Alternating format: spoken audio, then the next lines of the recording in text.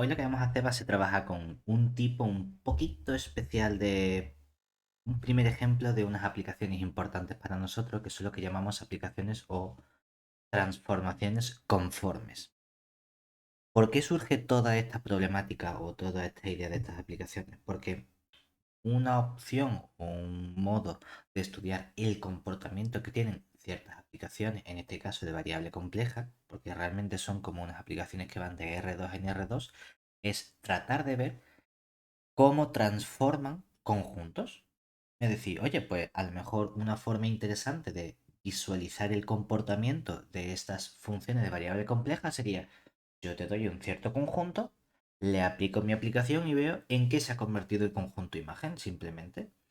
Oye, pues sí, perfectamente. Lo que pasa es que coger a lo mejor un recinto arbitrario puede ser complicado.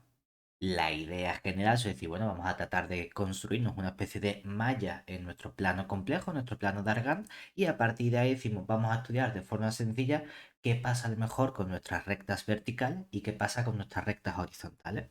Entonces, en general, como decimos,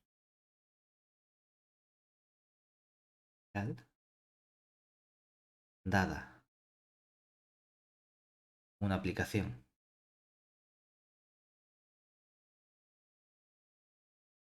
vamos a poner a priori f que vaya de todo el plano complejo en todo el plano complejo, aplicación o función compleja, para estudiar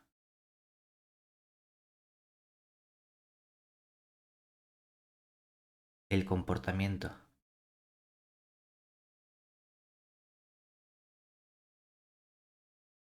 de dicha función,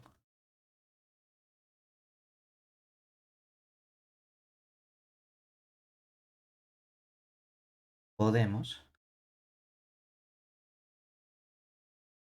tratar de ver cómo transforma los conjuntos a contenidos en nuestro plano complejo. Es decir, qué ocurre gráficamente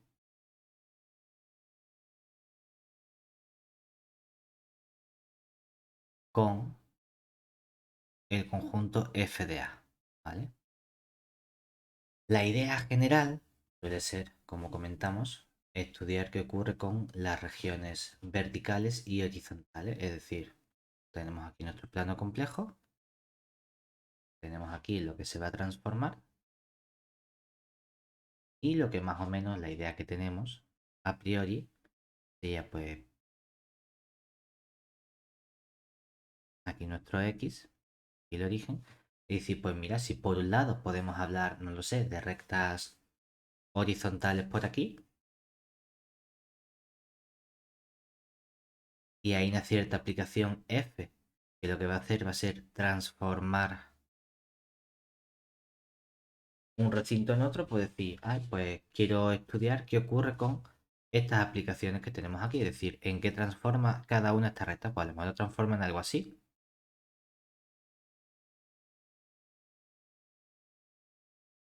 Y luego, por otro lado, también nos gustaría o nos interesa estudiar a lo mejor qué ocurre con las verticales.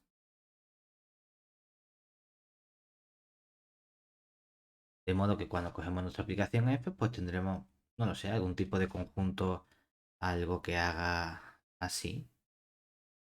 Lo estoy inventando por poner un ejemplo cualquiera, ¿eh? Entonces la idea sería visualmente, para entender el comportamiento de cualquier función de variable compleja, podemos intentar, ojo, que estamos diciendo que esto a lo mejor nos resulta más sencillo para obtener información, ver cómo transforma un recinto arbitrario en su imagen. O dentro de ese recinto arbitrario vamos a quedarnos con dos conjuntos sencillos que son rectas verticales y horizontales. Vamos a coger un ejemplo sencillo para ver si esto es más o menos relativamente fácil de visualizar. Es decir, por ejemplo,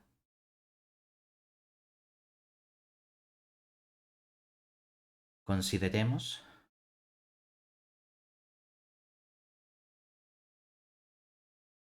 la función f de z igual a elevado a z. Entonces, vamos a tratar de ver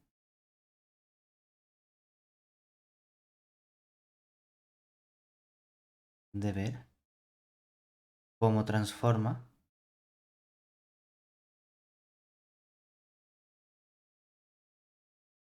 las rectas verticales y horizontales.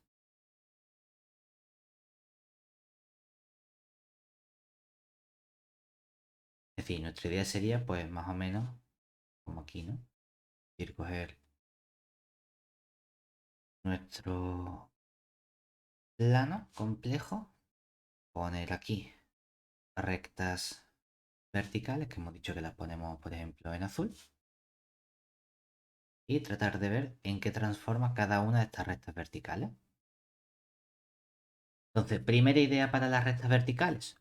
Pues, si tenemos una recta vertical, ¿cómo podemos parametrizar esa recta? Las X podemos, igual a... las podemos parametrizar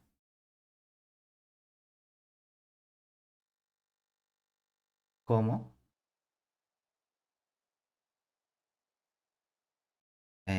z igual a, si tengo una recta vertical, lo que ocurre es que tenemos un valor de x y un valor de y. El valor de x siempre es constante. ¿Y cuánto vale la x? Sí, un determinado valor, vamos a ponerle x sub 0 para interpretar que ese valor está fijo, más un cierto y por t, donde nuestro t toma cualquier valor real. Luego, ¿qué ocurre cuando estudiamos en qué se convierte el punto o la recta f de z? Sería nuestro e elevado a z, ¿verdad? Que es en este caso e elevado a x sub 0 más y por t. O lo que es lo mismo, en este caso lo podemos separar en e elevado a x sub 0 por e elevado a it, donde tenemos nuestro t perteneciente a r. Y diría, ¿y esto de aquí qué representa? Hombre, tenemos un nuevo número complejo. En un número complejo, cosas interesantes que podemos estudiar de ese número complejo serían lo que ocurre con su módulo y su argumento. Si nos vamos a este número complejo, ¿cuál es el módulo de este número complejo? De este número final elevado a x0 por elevado a it. Como está en forma exponencial, todo lo que va delante del elevado a it es nuestro módulo.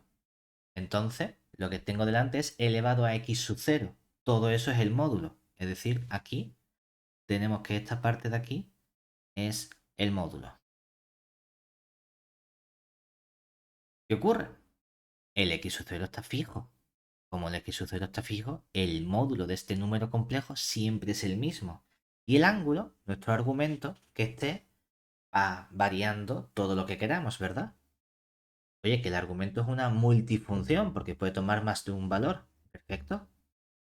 ¿Qué tipo de recinto obtenemos que tiene módulo constante y el argumento va variando y aquí varían todos los posibles valores? Una Una circunferencia. circunferencia. O sea que esto resulta que como conjunto nos está parametrizando con el t perteneciente a R una circunferencia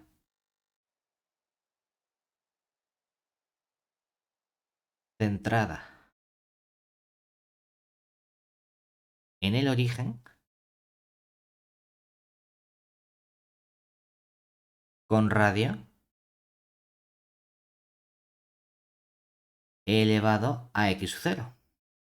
¿Vale? Pues mira, en eso se están convirtiendo precisamente nuestras rectas verticales. Siguiente opción que podemos estudiar, ¿qué ocurre con las rectas horizontales? Es decir, vamos a copiar, pegar. Ahora me deja.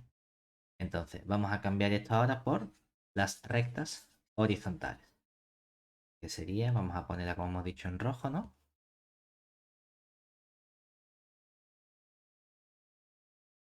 queda muy...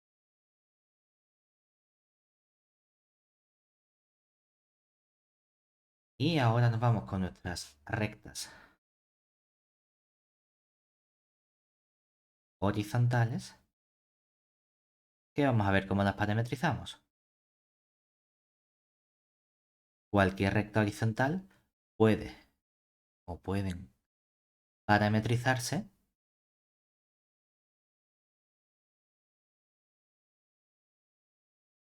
como z igual. Ahora lo que tenemos es que la altura, nuestro valor y es una constante, es i sub 0, por ejemplo. Entonces tenemos i por el i sub 0. Y lo que va variando es el valor t que ponemos en la componente x, donde nuestro t puede tomar cualquier valor real. Luego, ¿qué obtenemos ahora? Que cuando estudio f de z, que es nuestro e elevado a z, que en este caso nos queda el e elevado a t más i por i sub 0, ¿qué ocurre? Que tenemos e elevado a t por e elevado a i y sub 0 con el t es lo que está variando ahora, ¿cierto? Para todo valor real. Claro, la i sub 0, ¿qué representa? El ángulo que estamos nosotros, que tenemos de nuestro número complejo. Y el e elevado a t es el módulo, es decir, estamos contando cómo de lejos estoy de nuestro origen. Ese módulo ahora va variando. ¿Cómo de chico puede hacerse el módulo? Hombre, es que el módulo siempre es positivo, ¿verdad? ¿Puede ser cero? A ver, solo puede ser cero cuando tengo como número complejo el cero, ¿cierto? En un proceso límite, ¿qué estamos diciendo aquí? Que cuando la t se acerca cada vez a menos infinito, tu módulo se acerca más a cero. Por lo tanto, estoy acercándome a cero todo lo que yo quiero. Es cierto que nunca llego a tomar el valor cero, ¿no? Vale, no hay ningún problema. Es una semirrecta que ¿qué está ocurriendo? Que está empezando en el origen, pero no llega a valer el origen. ¿Y qué hacemos luego? Mover ese rayo todo lo lejos que queramos. Y decimos que es una semirrecta porque el ángulo es siempre el mismo. Siempre estamos formando el mismo ángulo. Lo único que está variando es cómo de lejos está el punto. Por lo tanto, aquí lo que tenemos es una semirrecta. Recta con dos R's. Que parte del origen con un ángulo y sub 0. Anda, pues resulta que si yo tengo entonces precisamente el comportamiento tanto de estas rectas verticales como de las rectas horizontales, ahora podría tratar de representar qué ocurre precisamente con ese comportamiento. Es decir, si ya tenemos toda esta información, mi idea ahora sería en qué convierte esto nuestros correspondientes ejes o cómo lo podemos representar.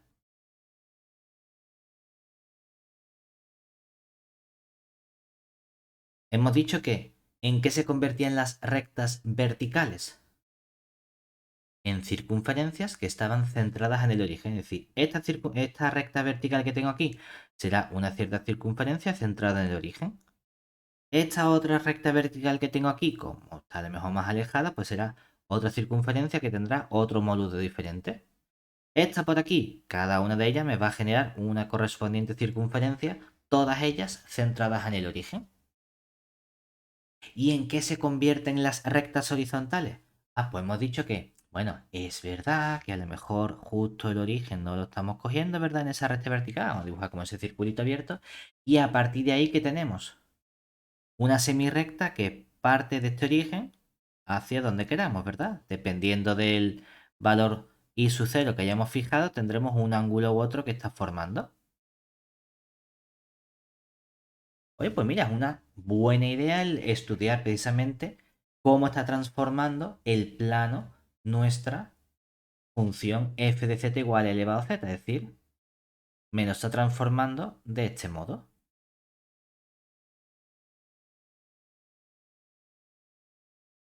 Y hasta aquí alguien puede decir, "Ah, de que transforma cosas verticales en circunferencia, transforma cosas horizontales en semirrectas.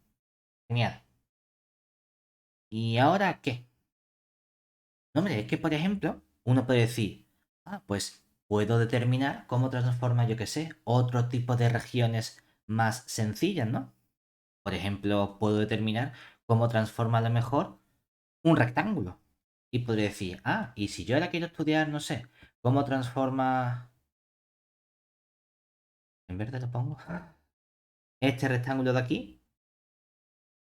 Ponerlo a lo mejor más tocho. Que se vea un poquito más gordo. Este rectángulo. Bien, súper tocho. ¿En qué transforma ese rectángulo? Pues a lo mejor puedo decir, pues mira, ese rectángulo se transforma en este trocito de por aquí, por ejemplo.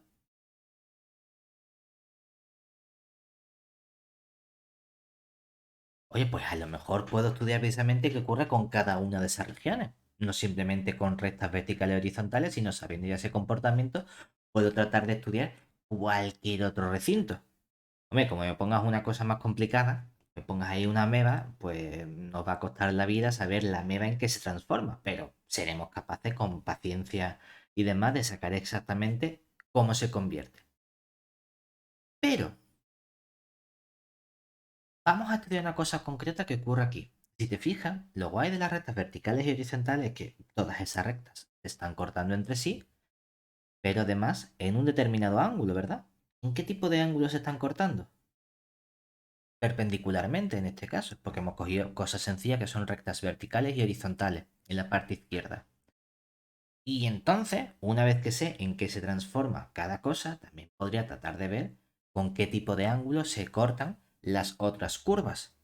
Ojo, como ya no tenemos rectas, ¿cómo se identifica el ángulo de corte de dos curvas arbitrarias? Mediante no la curva, sino el vector tangente a esa curva en ese punto. Bueno, no pasa nada, hemos hecho geometría diferencial de curvas y superficies, sabemos parametrizar cualquier tipo de curva en el plano o en el espacio, no hay problema, curvas planas, podemos calcular un montón más de cosas, pero parametrizaciones son sencillas. Y derivar parametrizaciones es también sencillo. Una vez que tengo mi parametrización alfa de t, calculo el vector derivada de cada componente y tengo nuestro alfa prima. Y entonces puedo estudiar qué ángulos forman los correspondientes vectores tangentes. Fíjate una cosa, si yo trato de estudiar qué ocurre con la tangente, por ejemplo, en este punto, es decir, imagínate que tenemos aquí este punto o esta parte que forma un ángulo de 90 grados, ¿no? ¿Qué ocurre cuando cogemos, por ejemplo, la tangente entre esta circunferencia azul y esta semirrecta roja? Hombre, la tangente a la recta roja es la propia recta, no hay ningún problema. La tangente, sin embargo, a la circunferencia sería esta recta que tenemos aquí, ¿verdad? ¿Y qué observamos? Anda, que también forma un ángulo de 90 grados. ¿Es casualidad o ocurre siempre?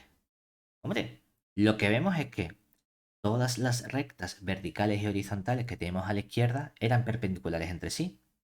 Todas las curvas, ya sean las circunferencias o las semirrectas, se cortan entre sí también perpendicularmente. O sea que aquí resulta que hay un buen comportamiento de esta función f de z que es e elevado a z. Y uno podría pensar, bueno, pues casualidad de esta función. O a lo mejor podemos tratar de ver si hay algún tipo de relación entre el comportamiento bien de la función o bien de los recintos que se transforman unos en otros. Pues este buen comportamiento es lo que va a ponerle el apellido de conforme a nuestras aplicaciones. Únicamente ver si somos capaces de mantener ese buen comportamiento de los ángulos. Realmente como la idea inicial consistía en ver cómo se cambia o cómo cambia un conjunto de la parte izquierda mediante nuestra aplicación, vamos a introducir unas definiciones previas que no aparecen en el libro, pero bueno, para que lo tengamos un poquito más completo, sobre el comportamiento de esos conjuntos. ¿Vale? Entonces, aquí nuestra primera definición es que dados U y V, que sean subconjuntos de nuestro plano complejo, pero abiertos,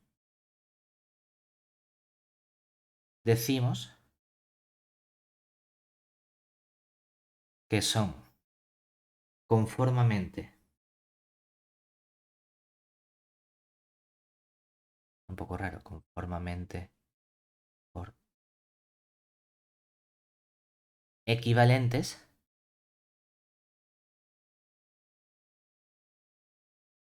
si existe una cierta función f que vaya de uno en otro, función, tal que queremos pedirle dos cosas a nuestra función, ¿vale? Vamos a pensar que realmente toda esta parte, volviendo un poco realmente a lo que es la topología, es estudiar el comportamiento de ciertos conjuntos de transformaciones continuas de conjuntos. Aquí esencialmente lo que nos interesa es, estoy trabajando en nuestro plano complejo, tengo un recinto, tengo otro recinto, para establecer una relación entre esos dos conjuntos, quiero ver qué tipo de aplicación puedo encontrar de uno a otro dependiendo de las propiedades que le pida a esa aplicación. Y hemos hablado de conjuntos homeomorfos, hemos hablado de abiertos, cerrados, compactos, y aquí introducimos un nuevo concepto que es conformamente equivalentes. Normalmente la mayoría de todas estas aplicaciones, lo primero que le exigimos que es que no me vayan a repetir elementos, pero que de verdad me manden un conjunto en el otro conjunto. Es decir, queremos un buen comportamiento en cuanto a la biyectividad de nuestra aplicación. Entonces decimos, pues mira, mínimo que la f sea biyectiva.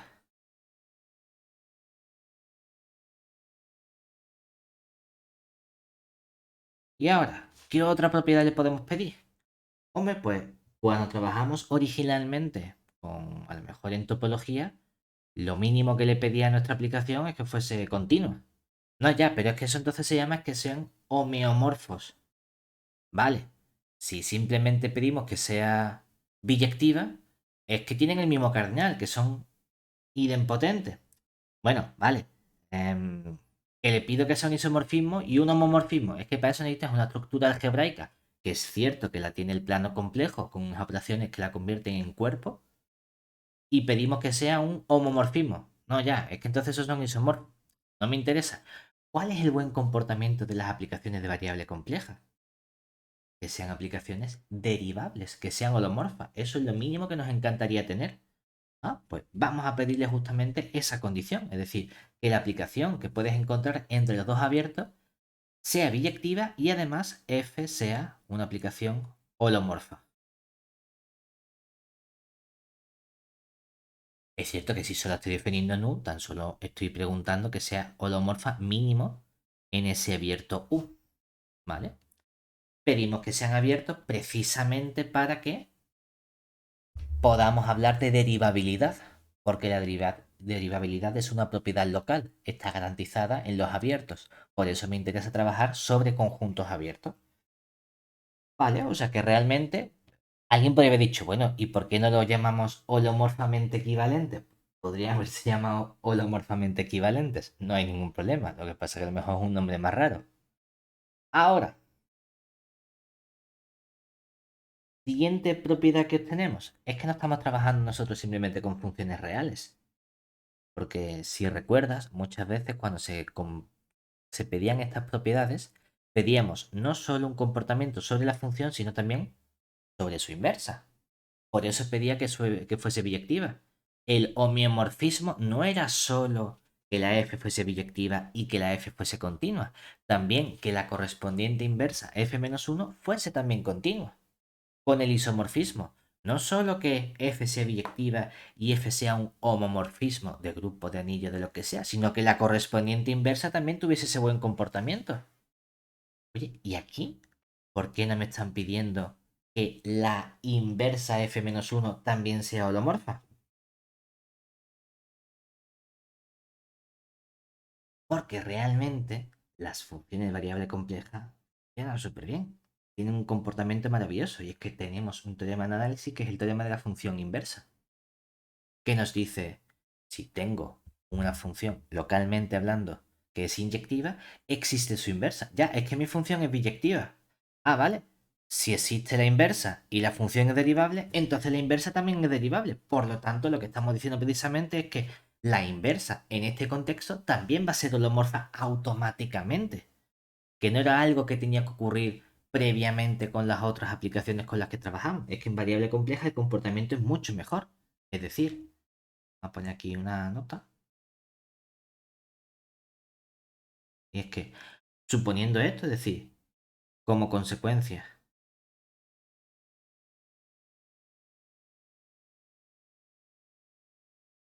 de lo anterior,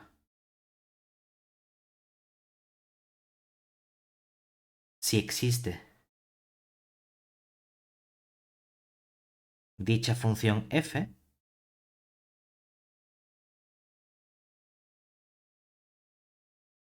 tenemos que nuestra f-1 es holomorfa donde en el abierto v, donde está a priori definida, ¿verdad? Luego, para cada o para nuestro alfa perteneciente al abierto U, tenemos que, ¿qué ocurre con f' de alfa?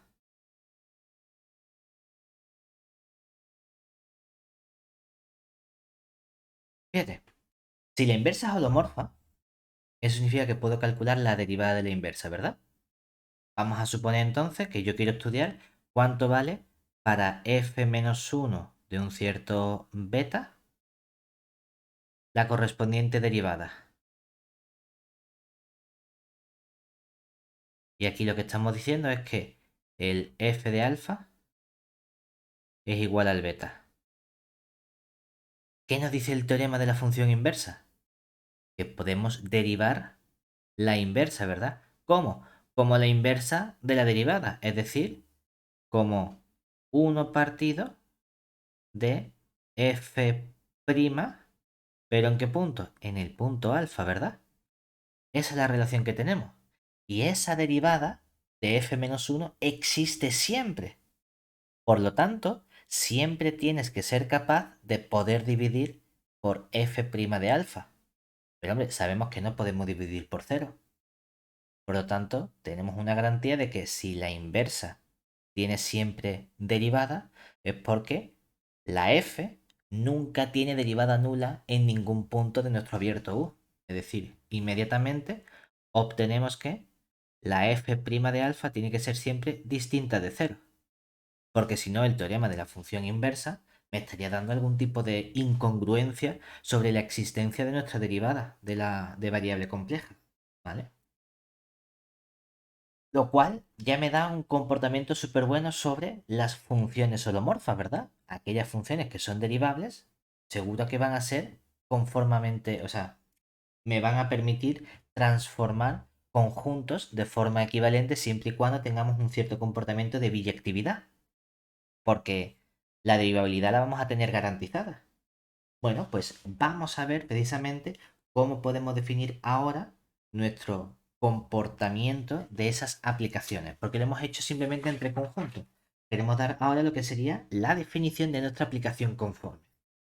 Que claro, si nos vamos a lo que sería la definición del libro, de repente aparece algo mucho más complejo o complicado en cuanto a lo que es la definición.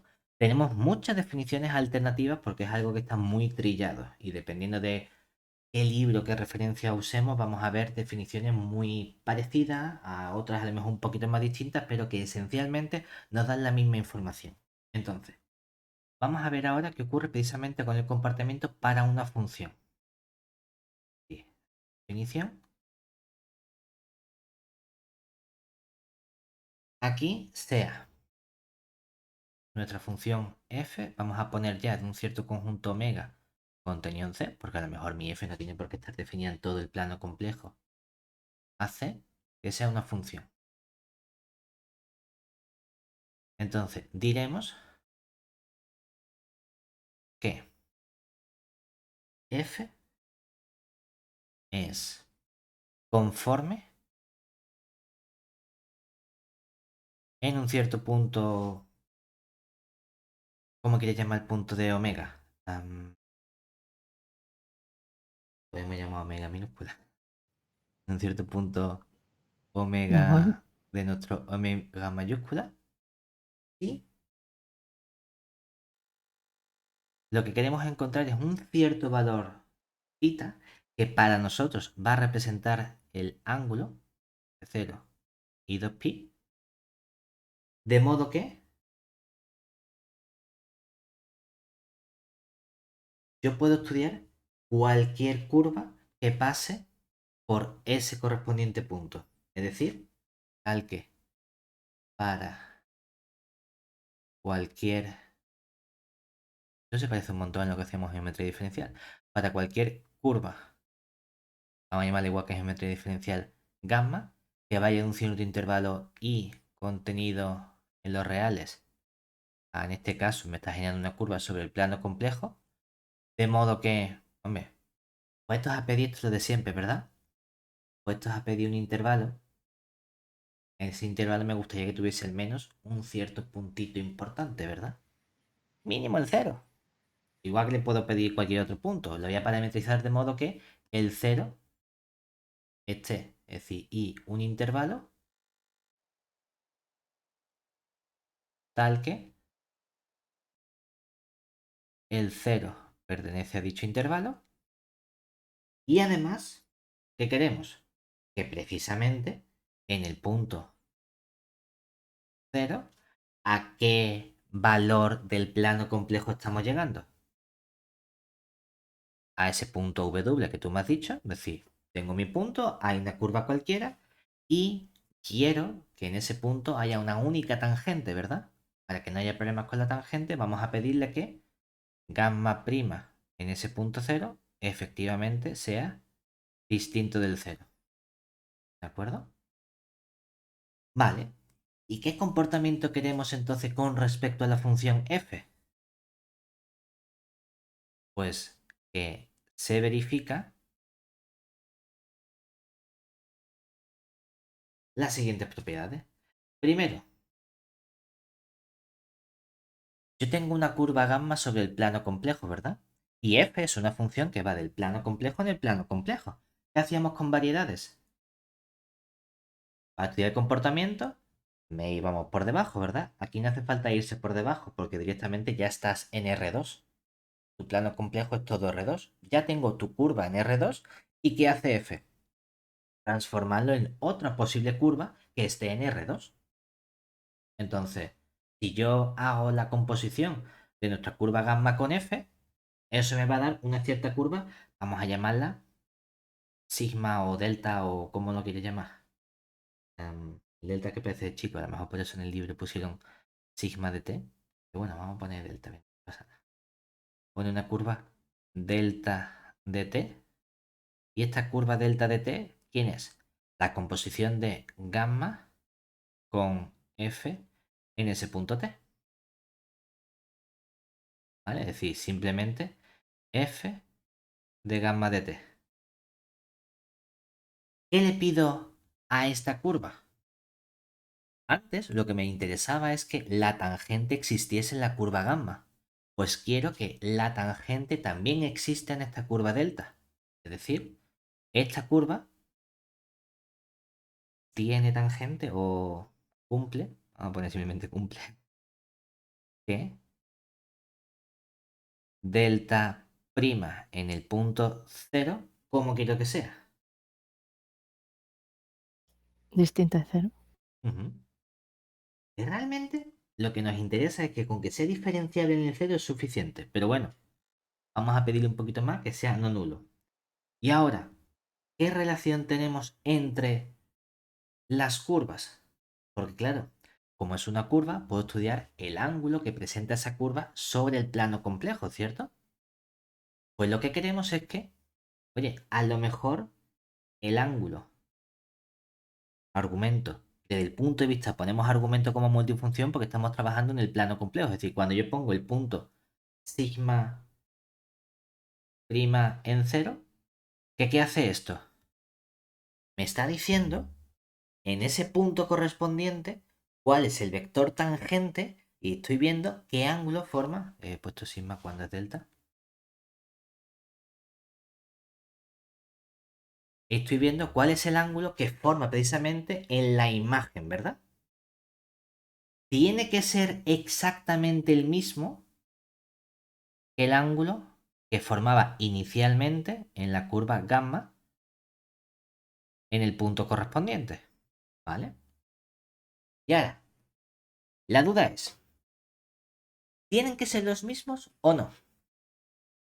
No tengo por qué. No. Lo que yo quiero es que a lo mejor el ángulo es siempre el mismo, pero si el ángulo cambia, quiero que se cambie siempre del mismo modo. Por eso hemos puesto ahí un cierto tita, que es una variación del ángulo. Oye, a lo mejor el ángulo antes era de pi tercio y luego se convierte en un ángulo de pi cuarto. Vale, pero quiero que la variación sea siempre la misma. Si hemos cambiado un cierto ángulo en mi curva, cualquier otra curva se va a cambiar del mismo modo. Es decir, a lo mejor estas dos curvas no son iguales, pero siempre le sumo la misma diferencia entre los argumentos. ¿De acuerdo? ¿Bien hasta ahí? Y ahora, Sí. como el ángulo es una multifunción, ¿cuál es el modo de solucionarlo? Pues claro, si yo pongo esto, puedo tener un problema, porque lo de la izquierda es un conjunto, lo de la derecha es un conjunto. ¿Cómo digo? Sí, a ver, salvo las posibles elecciones que tú puedes decir, porque a lo mejor tú me dices, no, es que uno es pi tercio y el otro me ha salido 7 pi tercios. No son lo mismo. Tú dices, no, es que, a ver, si es lo mismo, lo que pasa es que hay dos pi, hay una vuelta, y entonces me da igual la elección que haga. ¿Vale? Pues para evitar ese problema con las multifunciones, añadimos aquí una parte que sería módulo 2pi. ¿Vale? Esto es simplemente para evitar problemas con las posibles elecciones en la multifunción.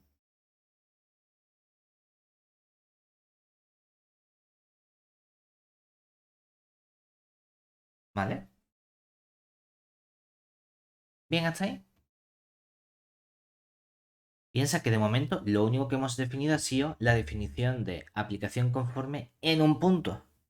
¿Qué significa que sea conforme en todo un conjunto o que sea conforme a secas? Que lo es en cada uno de sus puntos. Es decir, diremos, vamos a poner una nota,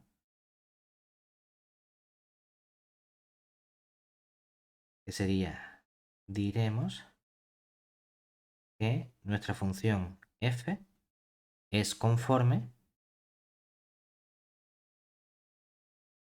si lo es en cada punto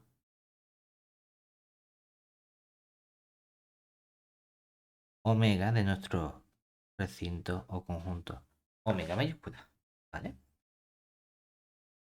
¿Qué están haciendo realmente las aplicaciones conformes? Geométricamente,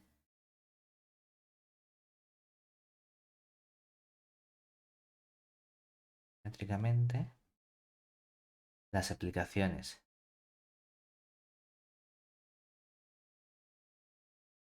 conformes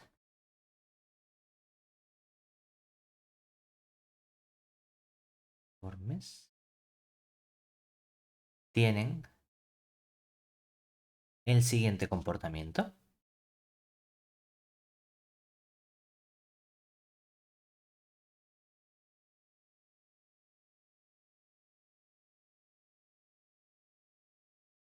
Si cogemos nuestros ejes, pedazo de eje 1,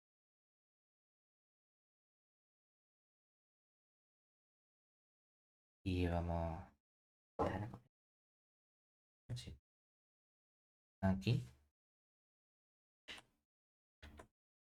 No, he copiado lo que no era. Em, Copia esto. Ahora. ¿Cuál es el comportamiento que estamos diciendo que tiene que tener en un cierto punto? Ah, pues mira, yo cojo mi punto, yo qué sé. Aquí, mi omega, ¿verdad? Y esto me lo va a transformar mediante la aplicación f, nuestra función f, en un cierto punto que va a ser nuestro. Vamos a ponerlo aquí, este en concreto. De momento como f de omega, ¿verdad? Vale. Vamos a coger, bueno, vamos a poner este de aquí en azul. Vamos a poner esta parte en negro y ahora cambiamos las curvas de color.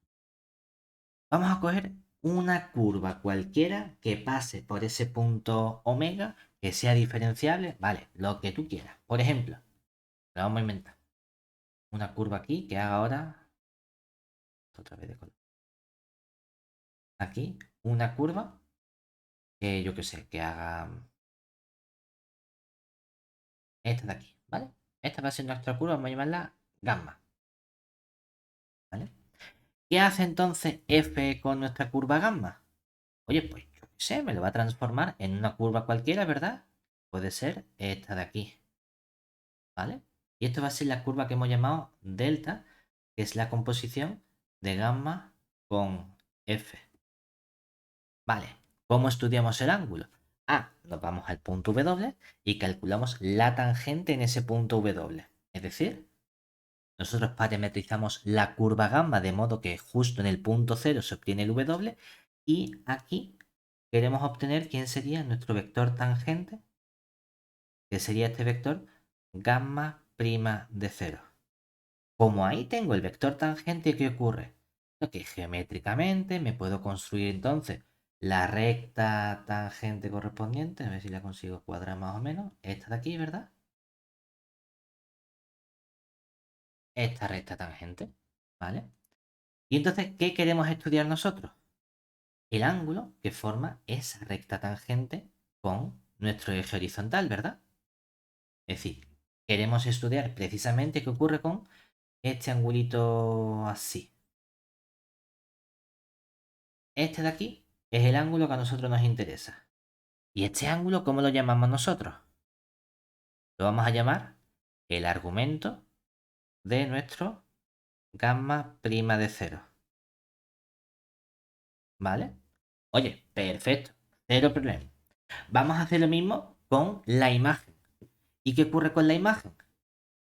No, que también nos podemos construir nosotros nuestro correspondiente vector tangente, pues más o menos parece que por aquí, ¿verdad?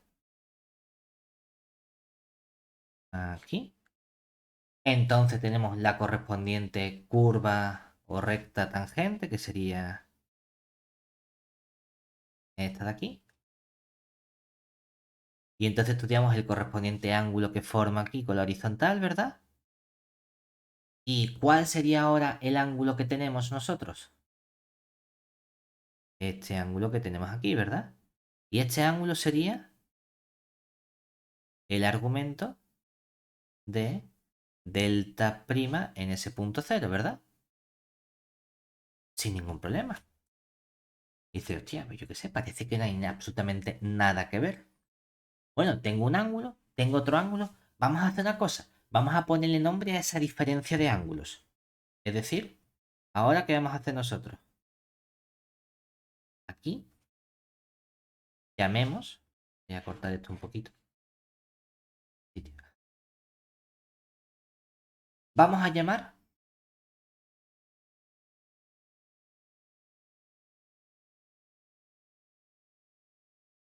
tita, porque nos apetece, a la diferencia que hay entre estos dos ángulos. Es decir, a la diferencia que hay con el ángulo que había inicialmente, tu argumento de gamma prima en cero, menos el argumento, ahora, menos el argumento que tiene la imagen en ese punto cero.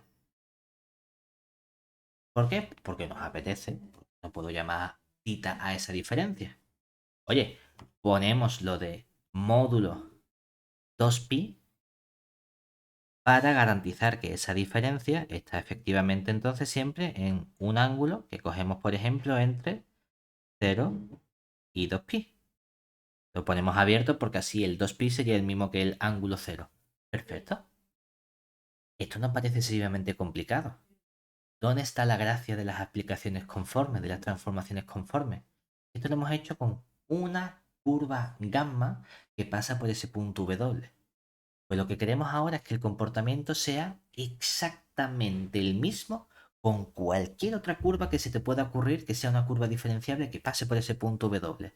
Es decir, que si construyo cualquier otra curva, yo qué sé, nos lo inventamos y ponemos... ¿Este azul se distinguirá? Ah, parece que sí se distingue. Y ahora ponemos esta otra curva, ¿vale? Vamos a ponerle gamma tilde, ¿vale? Y entonces eso se transformará en otra curva, yo qué sé, por aquí que sea delta tilde, que va a ser la composición de el gamma tilde con la f. Lo que queremos es que si volvemos a realizar el mismo proceso, es decir, estudiar el ángulo que tiene en el punto W la gamma tilde, estudiar el ángulo que tiene en el punto F de W el delta tilde, que la diferencia entre esos dos ángulos sea de nuevo tita.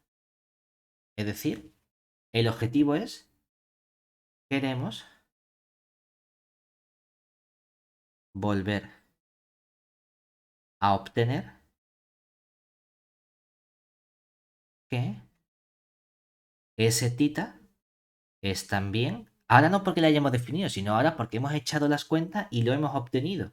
Es el argumento de el gamma tilde prima en ese punto cero, en el W, menos el argumento en el delta tilde prima en cero, y todo eso módulo 2pi. Esa es la gracia de las aplicaciones conformes, que mantienen la misma diferencia de ángulo entre cualesquiera curvas que pasen por tu punto. ¿Vale? No significa que si antes tenías un ángulo que era pi cuarto, entonces la curva imagen va a tener de nuevo un ángulo pi cuarto. No, lo que quiero decir es que si la nueva curva es pi cuarto más pi tercio, entonces si cojo otra curva que tiene un ángulo de pi octavos, la curva imagen va a tener un ángulo de pi octavos más pi tercio. La diferencia va a ser siempre ese pi tercios constante. Como consecuencia, ¿cuál es una definición alternativa que tenemos de nuestras curvas? O de nuestras aplicaciones, perdón, de nuestras aplicaciones conformes. Si en lugar de decir modifica el argumento, el ángulo de cada curva de forma constante, es que si tengo dos curvas que se cortan en el mismo punto, puedo estudiar en lugar del ángulo que forma cada uno con el origen, con el eje OX, puedo estudiar el ángulo entre esas dos curvas, ¿verdad? Y entonces puedo estudiar también el ángulo que forman en la imagen las correspondientes curvas. ¿Qué estamos diciendo? Que si cada una de ellas se modifica con la misma cantidad, el ángulo que forman las dos es siempre el mismo. Por eso, la idea intuitiva que siempre nos dan de una aplicación conforme es que mantiene los ángulos entre curvas. Claro, es que esto no se parece a la definición que nos dan en el libro, ya, porque son definiciones equivalentes. Geométricamente, una vez que lo tenemos así, es sencillo entender cuál es el comportamiento, este comportamiento complejo que tienen las aplicaciones conformes, pero esencialmente, aquí nota,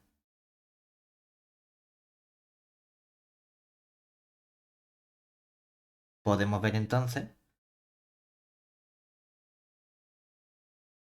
a ver, que las transformaciones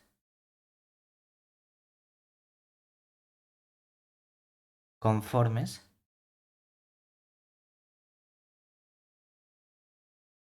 son aquellas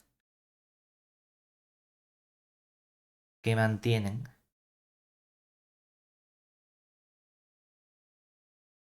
el ángulo entre curvas. ¿Vale? Entonces, ¿cuál es la gran consecuencia realmente que tú dices? A ver, como comprobación, es cierto que tenemos la definición, que hemos visto que, bueno, vale, las transformaciones conformes son aquellas al final que mantienen el ángulo entre curvas. ¿Y qué aplicaciones son las que mantienen el ángulo entre curvas? Tengo que ponerme de verdad a comprobar todas y cada una de las curvas porque tanto una definición como la otra es, imagina o bien cualquier curva que pase por ahí o imagina cualquier par de curvas y comprueba que el ángulo es el mismo. Tú dices, ya, en cuanto a definición, una es complicada, la otra parece menos complicada porque es más intuitiva geométricamente, pero como tengamos que comprobar que algo es conforme con la definición, se nos va. Porque no podemos estar comprobando que estas cosas son efectivamente así con infinitas comprobaciones. Bueno, ¿qué idea tenemos ahí? La idea o el resultado fundamental es lo que ocurría con nuestras transformaciones conformes entre conjuntos, ¿verdad? Que dos recintos eran conformemente equivalentes y podía encontrar una aplicación biyectiva que me llevaba uno el otro.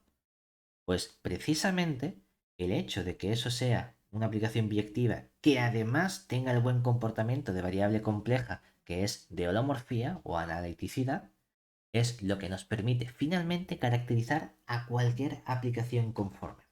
Realmente tenemos una implicación relativamente estándar, es decir, teorema,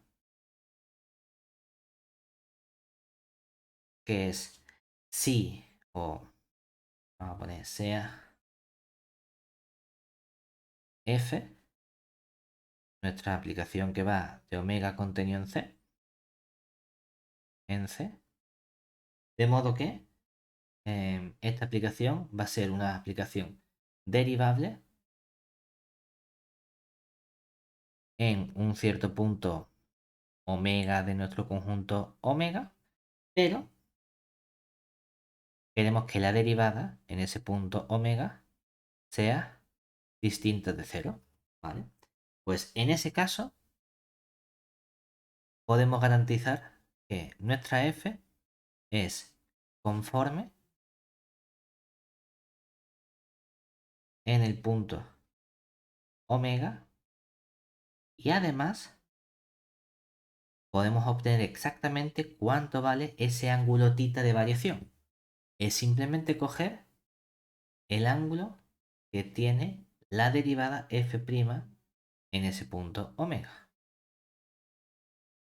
Claro, esto nos da entonces que realmente las aplicaciones conformes, de momento, con cualquier función holomorfa que nosotros cojamos, es simplemente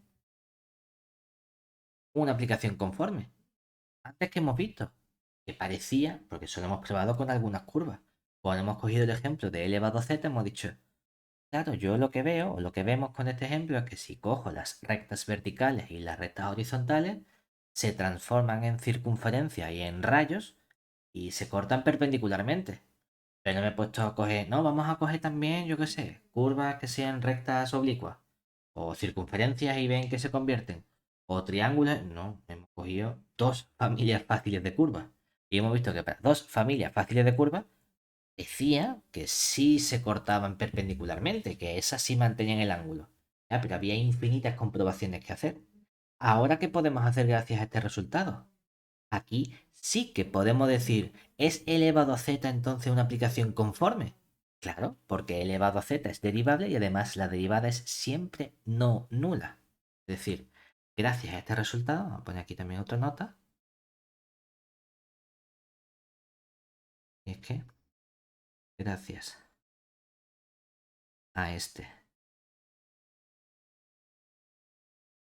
resultado, sí que podemos garantizar que f de z igual a elevado a z es una aplicación o transformación, me da exactamente igual como lo queramos llamar.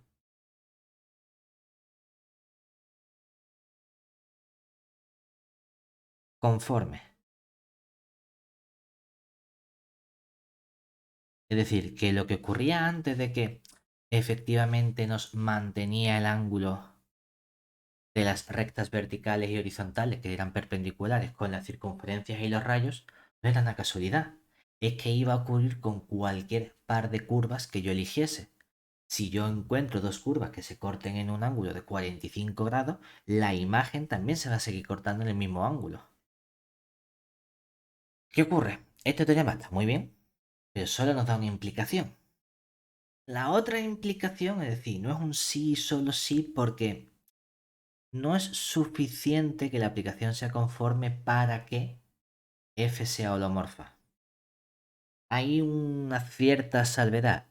Es verdad que en el libro no explican exactamente cuál es la diferencia, pero la diferencia que hay esencialmente es que las aplicaciones conformes son las holomorfas y las conjugadas de las holomorfas. Es decir, no es un sí solo sí.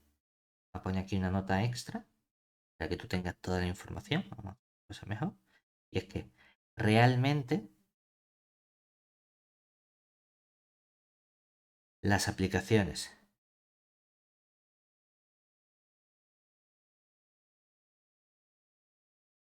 conformes son las holomorfas, que esto es lo que nos dice el resultado anterior, y sus conjugadas.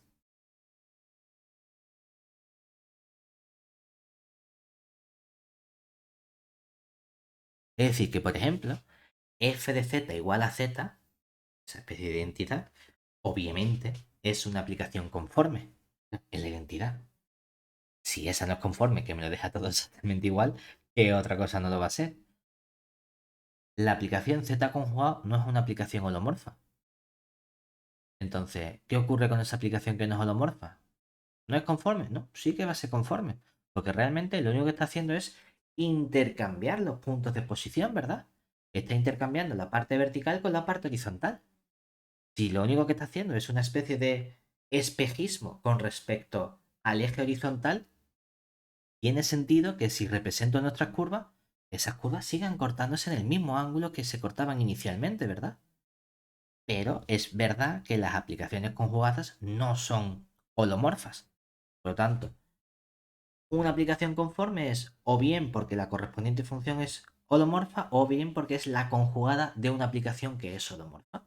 Ahí sí que tenemos completamente garantizadas todas y cada una de las funciones conformes.